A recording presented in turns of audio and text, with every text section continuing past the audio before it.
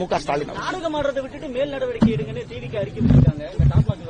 டிவிக்கே முதல்ல வர சொல்லுங்க. ஸ்கூல் பசங்க மாதிரி உட்கார்ந்து பாலிடிக்ஸ் பண்றாங்க. டிவிக்கு சினிமா ஷூட்டிங்ல இருந்து அரசியல் பண்ணுவாங்களா?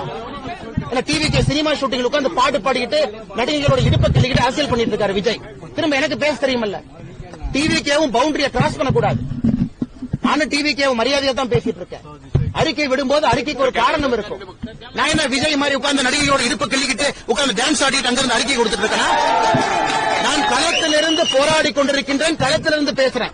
இது என்ன ஒர்க் ஃப்ரம் ஹோம் பாலிடிக்ஸா விஜய்க்கு? என்ன ஒர்க் ஃப்ரம் ஹோம்? நாடகம் யாரு பண்றாங்க? யாரு விஜய்க்கு 50 வயசுல அரசியல் வரணும்னு தோணுச்சா? 30 வயசுல எங்க போனாரு? 50 வயசுல காலைல புத்தா எழுப்பிவிட்டு நடிகர் விஜய் அரசியலுக்கு வர சொன்னாரா? விஜய் யாரோட பி டீம்? நாடகம் யாரு பண்றாங்க? பிஜேபி பண்ணுதா விஜய் பண்றாரா? நாடகம் பண்ணுவது விஜய், நாடகம் பண்ணுவது டிவிக்கு. திராவிட முன்னேற்ற கழகத்தினுடைய பி டீம் தான் விஜய்.